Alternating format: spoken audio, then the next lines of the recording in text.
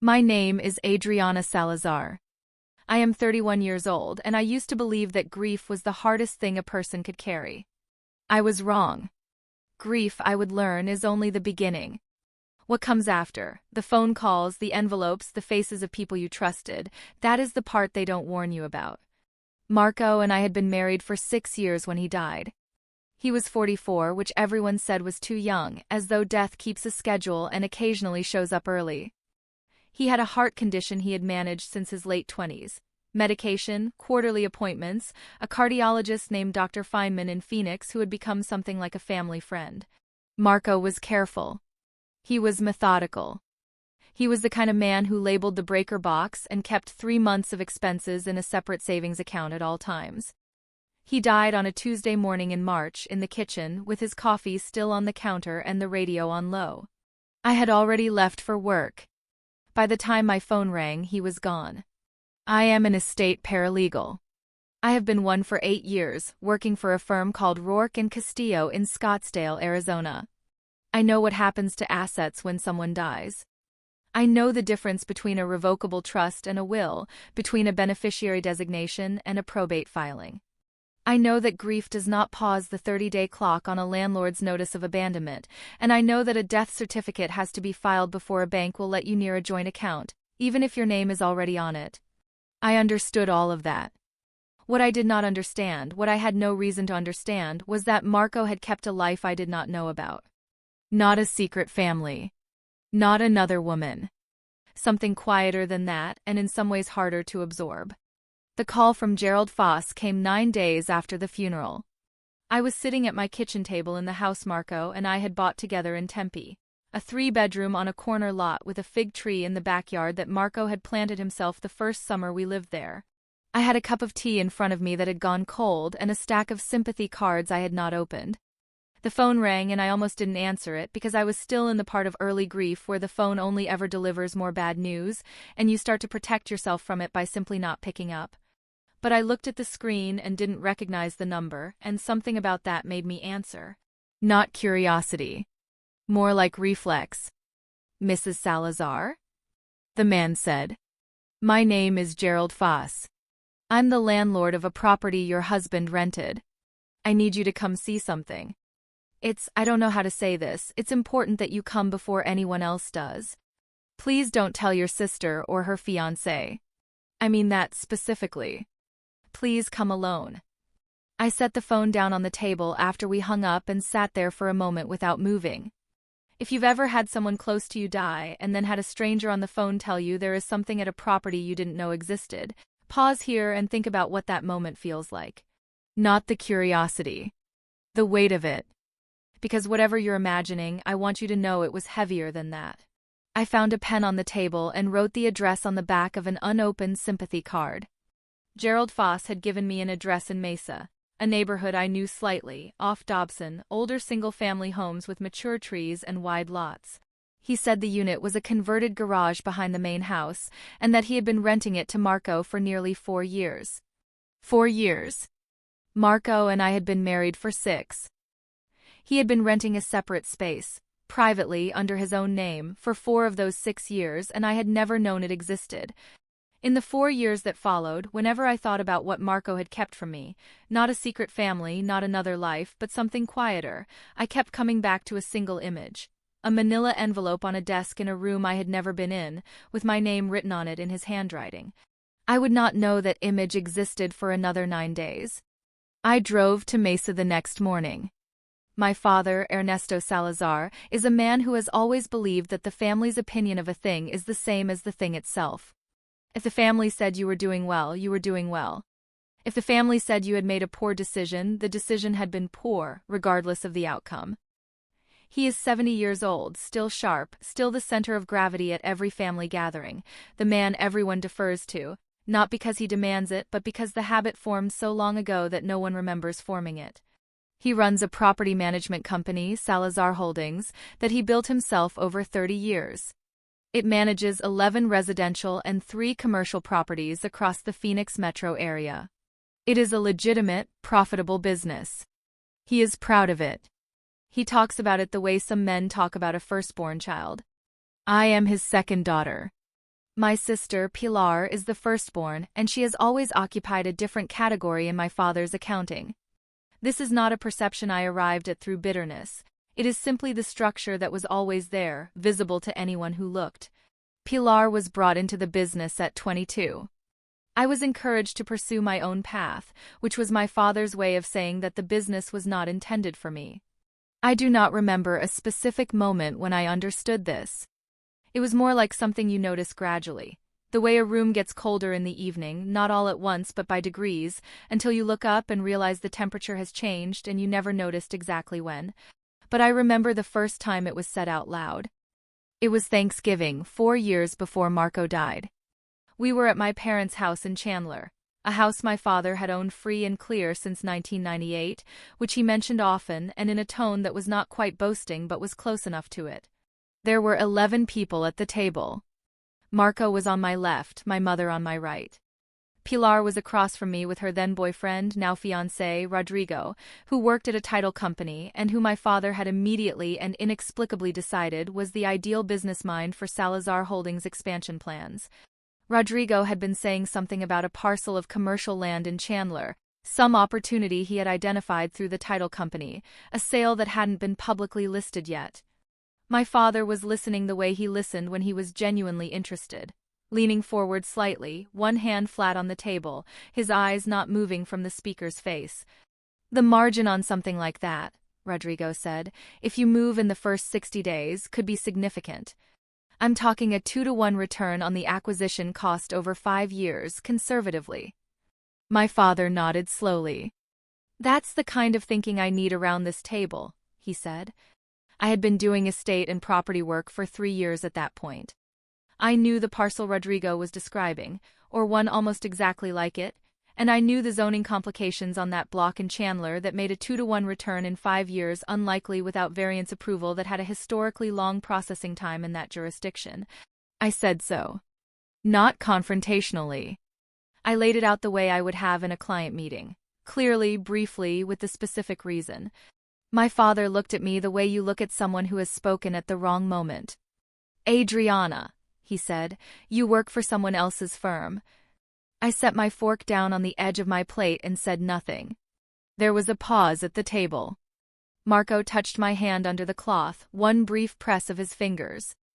She's not wrong about the variance timeline, Marco said. He said it quietly, without any edge to it. He was not the kind of man who raised his voice. My father said, Marco, please pass the bread, and that was the end of it. It was not the cruelty of the words. It was the precision of the dismissal, the way it was delivered in a register that sounded almost polite, that gave everyone at the table the option of pretending it hadn't happened, and that left me with nothing I could point to and say, there. That was the thing. Rodrigo looked at his plate. Pilar refilled her own glass. My mother said something about the sweet potatoes. After dinner, in the kitchen, when I was rinsing dishes because I always rinsed the dishes at my parents' house while everyone else moved to the living room, my mother came in and said, You know how he is. I kept rinsing. The water was too hot and I felt it on my hands, but I didn't adjust the tap. I know, I said. He doesn't mean anything by it. I know, I said again. She patted my shoulder once and went back to the living room. I stood at the sink until the water ran cold. That Thanksgiving was not the beginning. It was only the first time the structure revealed itself in front of witnesses. Looking back, I can trace the pattern to before I graduated college. My father had always spoken about the business in terms of the future. Who would carry it, who would steward it, who had the temperament for it. The language was vague enough that I had spent most of my early 20s believing I was included in that future, somewhere. I did not receive an explicit invitation. But I also never received an explicit exclusion. It was only after I turned 25 and Pilar was already running the leasing operations and sitting in on every ownership meeting that I understood the invitation had never been coming. I had spent 3 summers during college doing administrative work at Salazar Holdings, filing, fielding tenant calls, maintaining the rent ledger in the system my father used at the time, a clunky desktop program called Property Pro that required manual entry and crashed twice a week. I updated every lease agreement in the system when my father switched to a new platform in 2014. I did that work over 8 weeks, evenings and weekends, because my father asked me to, and because I thought it was how you showed a family business that you were serious about being part of it. Nobody asked me to bill my hours. It did not occur to me to offer.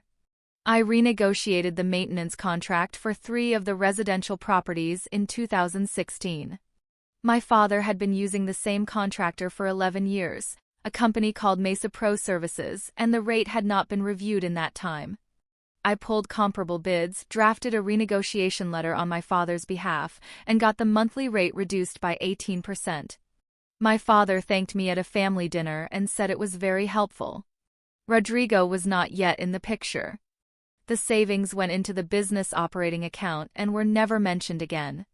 I filed 2 insurance claims for storm damage at the Dobson Avenue duplex in 2017 and 2018. Both required documentation, photographs, contractor estimates, and follow-up correspondence with the adjuster. My father asked me to handle them because I was good at paperwork. Both claims were settled in full. The second one took 4 months of back and forth with the carrier. I did not charge for my time. None of this was a secret. None of it was hidden. It was simply never counted.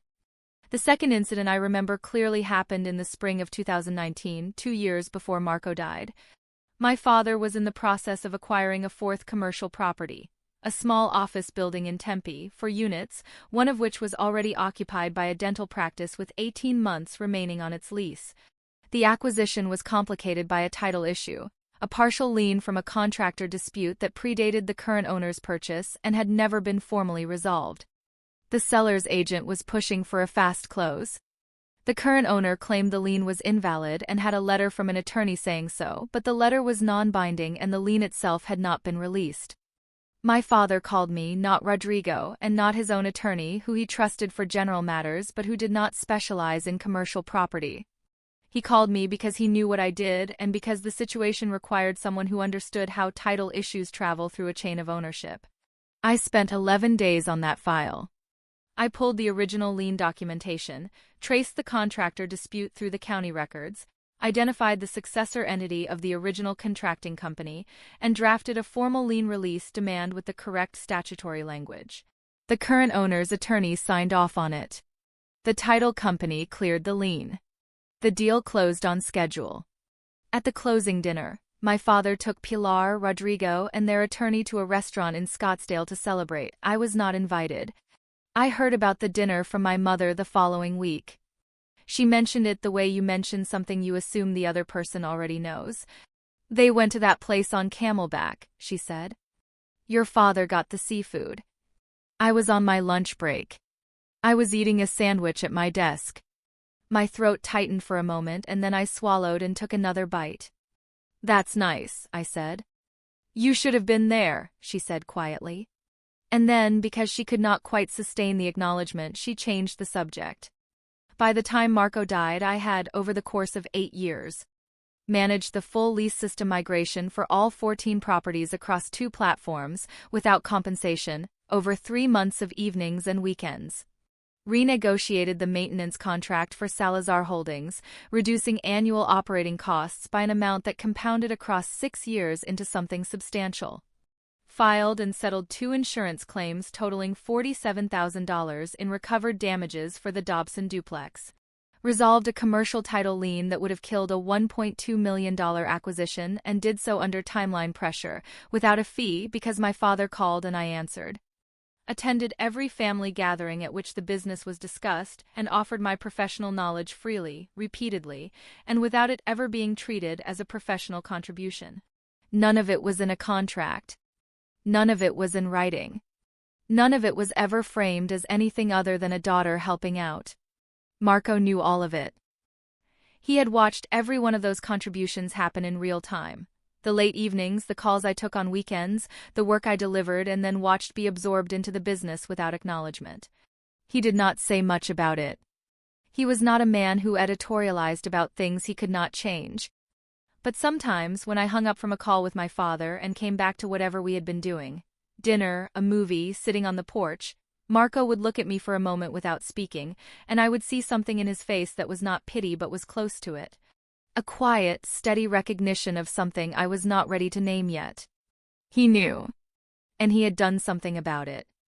I just didn't know that until he was gone. The converted garage on Dobson was at the back of a lot owned by a man named Gerald Foss, who was 63 and had the careful manner of someone who had spent many years dealing with other people's complicated situations without inserting himself into them. He met me at the gate when I arrived, a wooden gate in a block wall fence, with a latch that required lifting before it would swing, and shook my hand briefly before leading me down a gravel path along the side of the main house. "I want to tell you first," he said, "that your husband was a good tenant. He was here 4 years and I never had a problem. Paid on time. Kept the place clean. We talked sometimes when he came by to drop off the rent check. He preferred that to automatic payment, which I appreciated."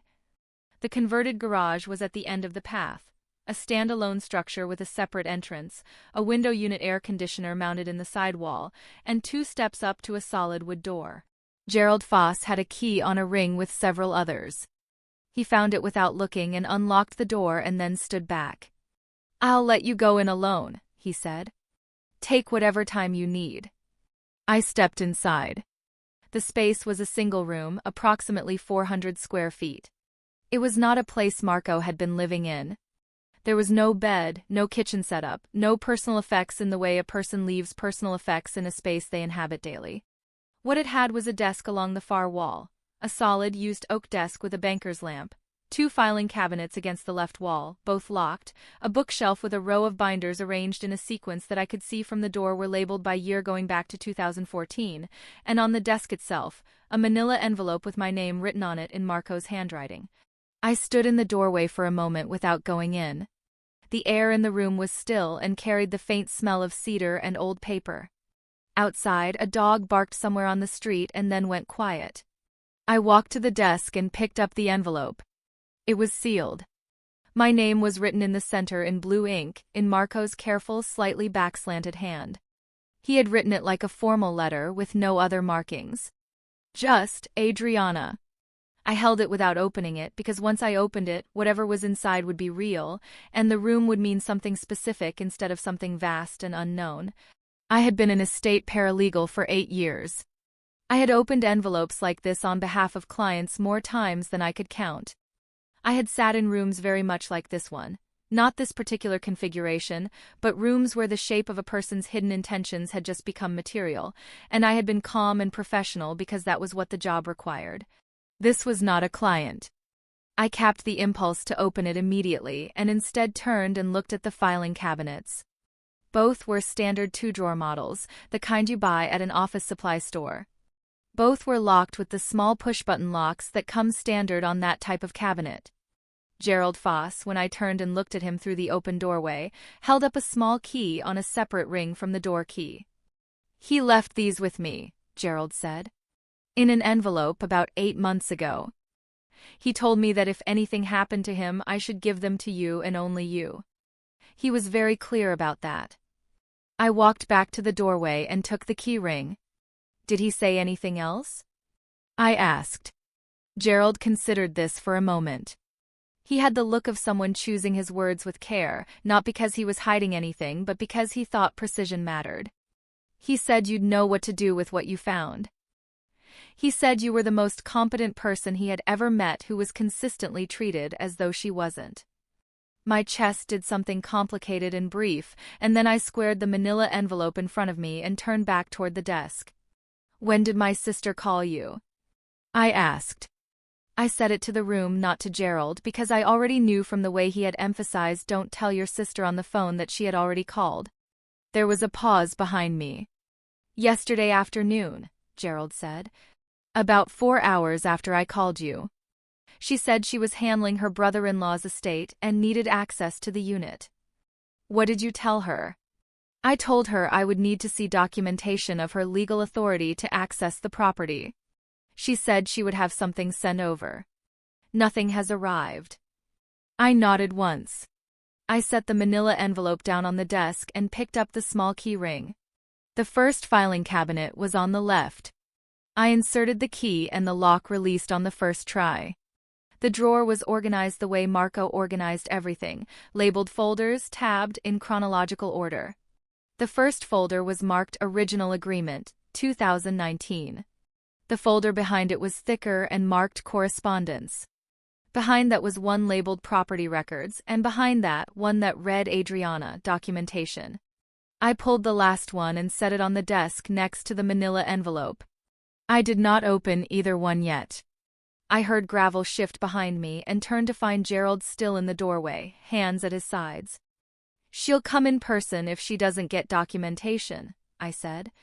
"Probably with Rodrigo." "I expect so," Gerald said. "I need you to understand that until I've reviewed what's here and had time to confirm its standing, no one else has legal access to this unit." "I understand that," Gerald said. "That's why I called you first." I turned back to the filing cabinet and pulled the second drawer. It was full.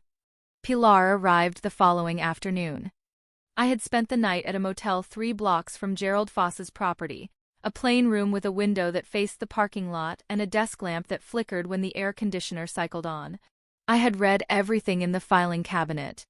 I had read the manila envelope. I had sat with what I found until approximately 2 in the morning, and then I had slept for a few hours, and then I had called my father's attorney, not my father, his attorney, and arranged a meeting for the following week. I knew what I had. I knew what it meant.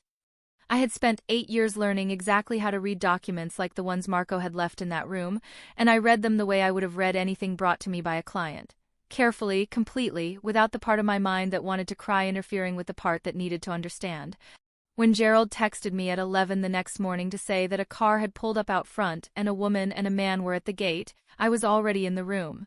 I had the manila envelope on the desk and the folder marked Adriana, Documentation open beside it. I had Marco's letter in my hand, though I had already read it 4 times. I folded it once and set it aside. Pilar came through the door first, which was how she moved through most rooms, ahead of whoever she was with, as though arrival itself were a form of authority. Rodrigo followed 2 steps behind. My sister was 41, well-dressed in the specific way of someone who considers clothing a professional tool, and she had the expression on her face that she always wore when she believed a situation was already resolved, and she was simply performing the resolution for whoever was present. She stopped when she saw me. "Adriana," she said. "Pilar," I said. Rodrigo said nothing. He looked at the filing cabinets and then at the desk and then at me, and something shifted in his face that was not quite alarm but was adjacent to it. "You should have called me," Pilar said. "When the landlord called you, you should have called me. We're handling Marco's estate together." I squared the folder on the desk in front of me and said nothing. She moved further into the room. "What is all of this?" "Marco's records," I said. "Records of what?" I reached into the open folder and produced the first document. A single page, a trust agreement, dated 4 years prior, notarized by a notary public in Maricopa County whose seal I recognized from my own firm's work. I placed it on the desk between us. "Marco established a revocable living trust in 2019, I said. "The trust holds 2 assets. The first is a residential duplex on Camelback Road in Phoenix, acquired in 2020 for $480,000. The second is a 40% equity stake in a small commercial property in Tempe, the office building on University Avenue that my father acquired in 2019 and that I helped clear the title on." Pilar looked at the document but did not pick it up. "That's not possible," she said. "Dad owns that building." "Dad owns 60% of that building," I said. "Marco acquired his stake directly from the seller's holding entity before the close, as a condition of the title resolution. It's in the purchase agreement. It's in the trust." "Marco wasn't a real estate investor," Rodrigo said. It was the first thing he had said since entering the room. "No," I said. "He was a property manager's son-in-law who watched his wife resolve a complicated title problem under deadline pressure and then not get invited to the closing dinner." I reached into the folder and produced the second document, the purchase agreement addendum, 3 pages, with Marco's signature and the seller's representative's signature both clearly visible. I placed it next to the trust agreement. He made an arrangement with the seller's side before the transaction closed. The title resolution was the condition. The equity stake was the consideration. Pilar picked up the addendum. She read the first page and then set it down. "This wasn't disclosed to Dad," she said. "It was disclosed to the title company," I said. "Which is how a real estate transaction works." "He had no right." "He had every right," I said. "He was a private individual acquiring an asset through a lawful transaction. There is no disclosure requirement to a family member who is also a party on the other side." Rodrigo put his hand on Pilar's arm. She shook it off. "What else is in there?" she asked. I reached into the folder and produced the third document, a deed recorded with Maricopa County, showing the Camelback duplex held in trust, with me named as the sole successor trustee and beneficiary. I placed it on top of the other two. "That's the deed to the duplex," I said. "Current appraised value is $740,000.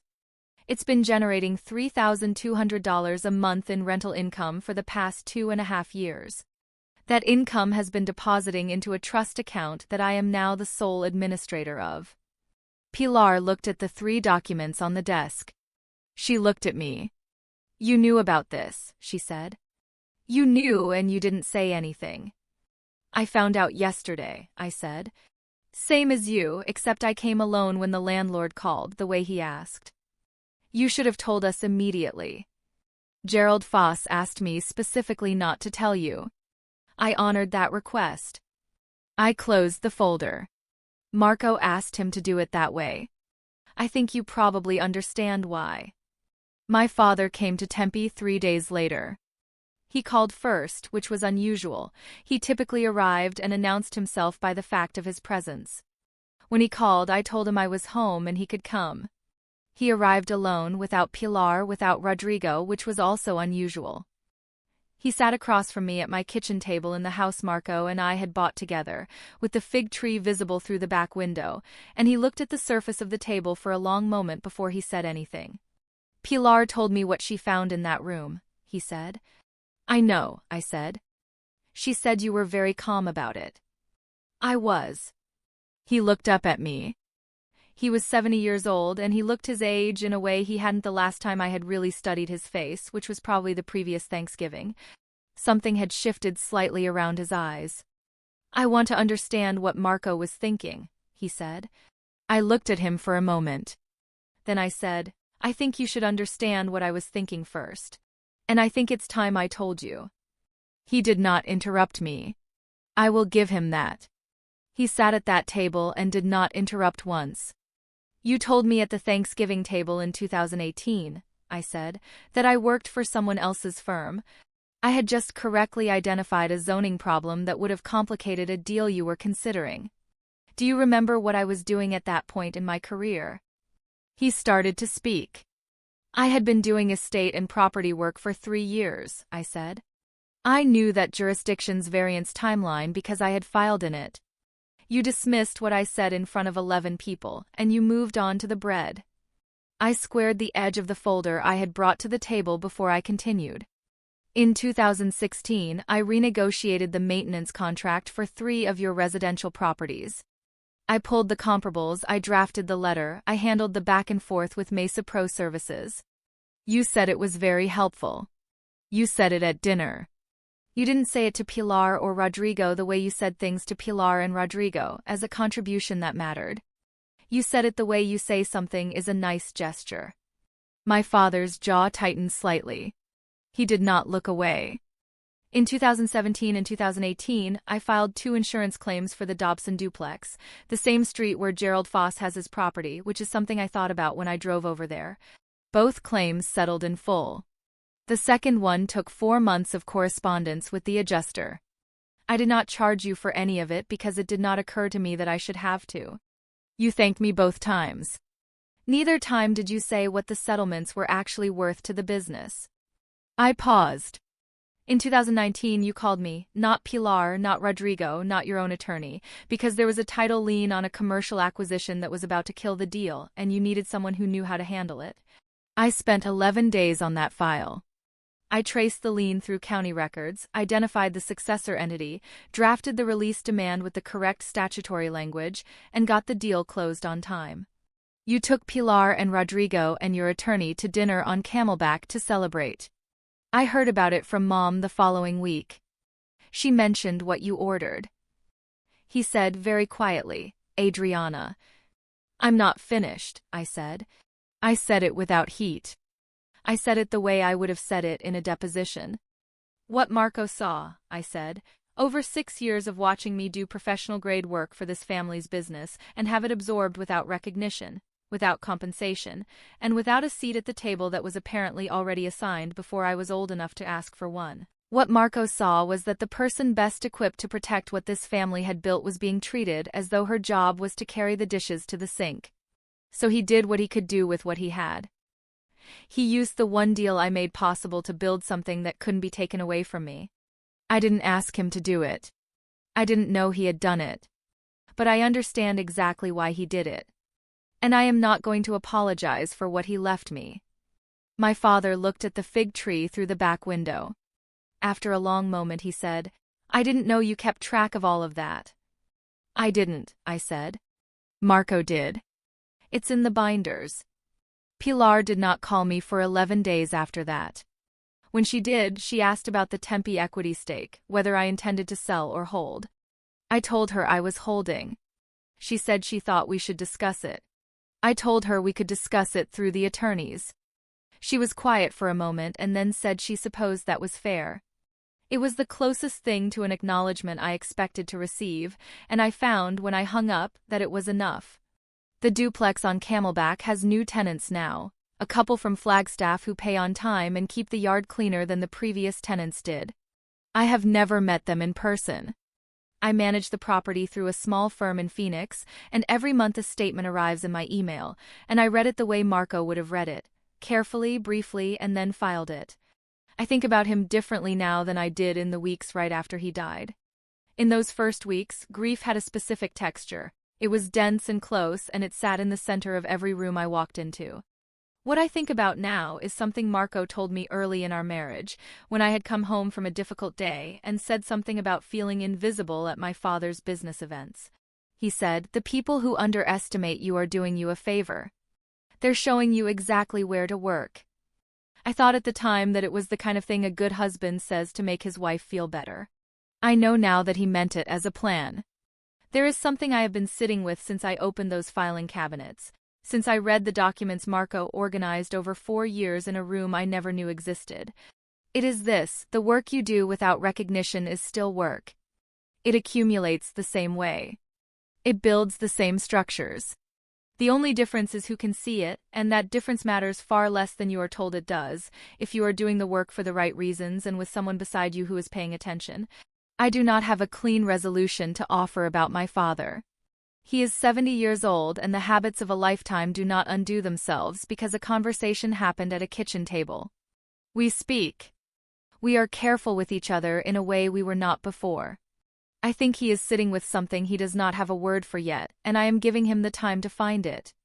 That is not forgiveness exactly. It is something more patient than that. If any of this sat with you, if you watched someone close to you do work that went uncounted, or if you've been that person yourself, share this with someone who needs to hear it. Sometimes the ones who see us most clearly are the ones who leave us the clearest record. This story is a work of fiction created for entertainment purposes. Names, characters, events, and properties depicted are entirely fictional and not intended to represent any real person or situation.